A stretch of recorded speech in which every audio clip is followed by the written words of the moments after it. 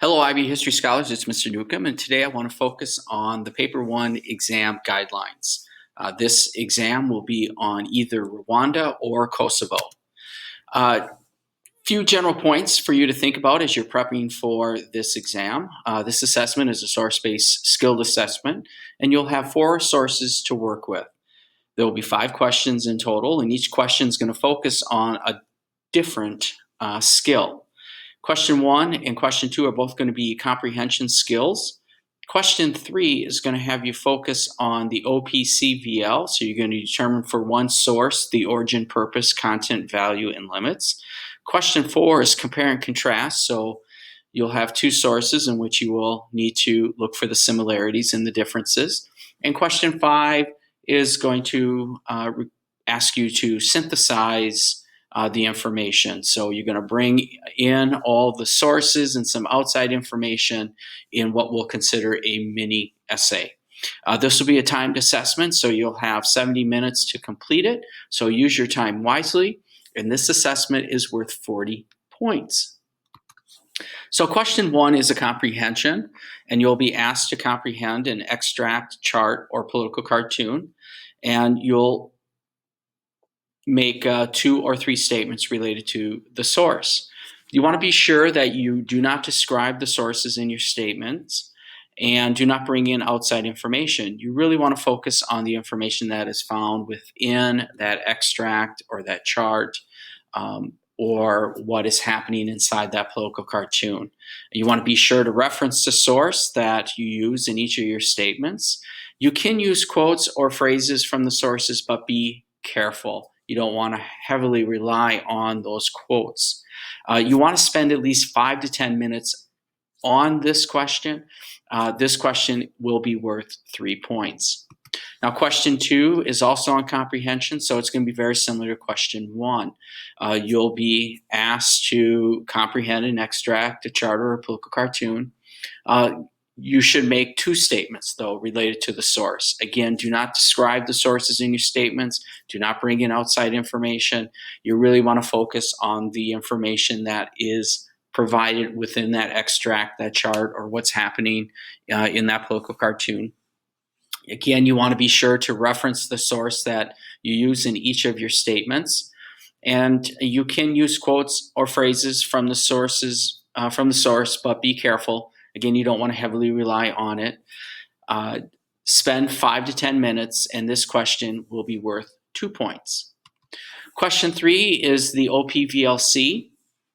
And so you'll be asked to determine the value and the limits of the source's origin, purpose, and content of one source. You should have at least 2 paragraphs, one on the value and one on limits. You should first determine the value of the origin, purpose, and content, and then determine the limits of the origin, purpose, and content. Do not describe the sources in your statement, and do not bring in outside information. Again, you want to focus on that particular source, and especially how it is going to help or hinder a historian's understanding of that topic. Be sure to reference the source that you use in each of your statements, and you can, again, use quotes and phrases from the source, but always be careful. You want to spend at least 10 to 15 minutes on this question, and this question is worth 10 points. Now, question 4 is the compare and contrast, and you'll have to compare and contrast 2 sources. So you should have 2 paragraphs.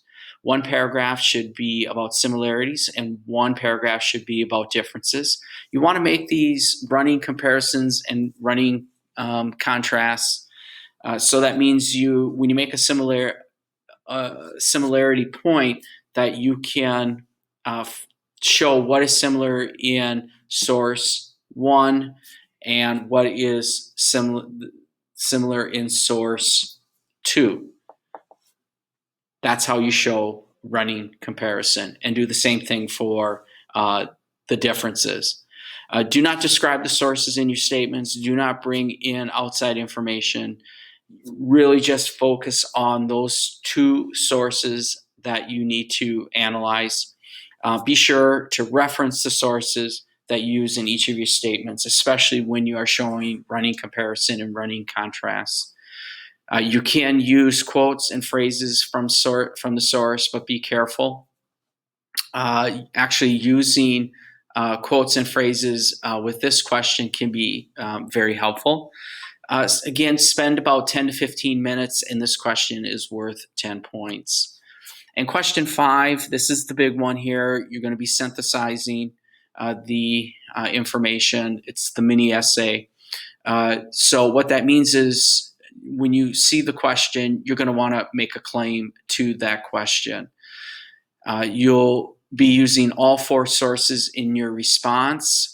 You can bring in outside information to enhance the information from the sources and or what's not mentioned in the sources. So this is one part of the assessment that you can bring in outside information.